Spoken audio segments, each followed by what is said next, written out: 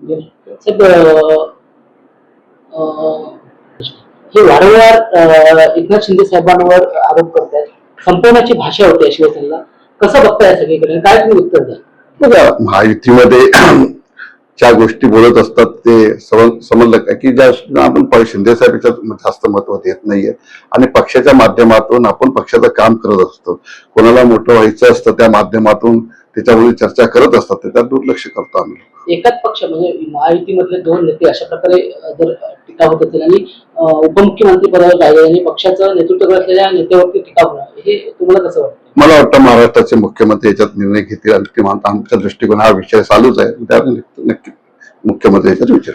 Sir, मागील काही दिवसांपासून आपण कोकण दौरा करताय. सिंधुदुर्गमध्ये अगदी ठाण मांडून इथली परिस्थिती पाहिजे तर सध्या उपमुख्यमंत्र्यांची सभा देखील आज होते आणि या सभेकडे संपूर्ण या कोकणवासियांचं लक्ष आहे. रत्नागिरी नंतर चिपळूण आणि रत्नागिरी आणि सिंधुदुर्ग कोकणात सध्याची परिस्थिती बघता, उभाटा आणि आताची परिस्थिती आणि आपलं राजकीय एक विश्लेषण काय?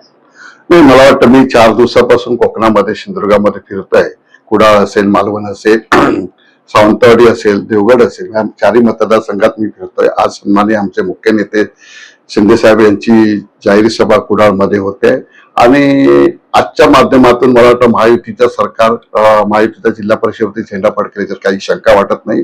मला वाटतं 40 ते 45 सीट महायुतीच्या जिल्हा परिषदेवर येतील आणि पंचायत समितीचा पण त्याच माध्यमातून मला वाटतं त्यांचा विजय होईल. आणि मला वाटतं सिंधुदुर्गामध्ये बिनविरोध पण जिल्हा परिषदेत 5-6 सीट झालेत, 10-15 सीट मला वाटतं पंचायत समितीच्या झाल्यात.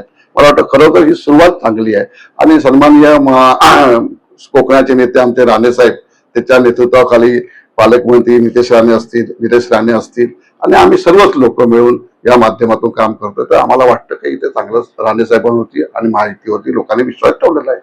साहेब, कोकण हा शिवसेनेचा बालेकिल्ला म्हणून बघितलं जात होतं. ठाकरेंना मानणारा वर्ग या ठिकाणी होता. मात्र आता जर बघितलं तर नगरपंचायत निवडणुका असतील किंवा आता जिल्हा परिषद निवडणुका वगैरे, ठाकरे शिवसेनेचा कोणी मोठा नेता या ठिकाणी आलेला नाहीये. संपूर्णपणे दुर्लक्ष झाल्याचं चित्र आहे. काय वाटतं तुम्हाला? मला वाटतं महाराष्ट्रातच असं वाटतंय की उबाटाने हे इलेक्शन सोडून दिले. या जिल्ह्यात आम्ही बघतोय की या जिल्ह्यात एक पण उबाटाचा कुठला नेता फिरत नसल्यामुळे मला वाटतं इलेक्शन त्यांनी सोडून दिलेली आहे आणि ते दिसत पण नाही. त्यांचे उमेदवार पण कार्यकर्ते पण आपल्या पद्धतीने काम करतात, पण मला वाटत नाही नेत्यांनी सपोर्ट केल्यामुळे नेत्यात लक्ष घालत नसल्यामुळे त्यांचं पण दुर्लक्ष होत आहे.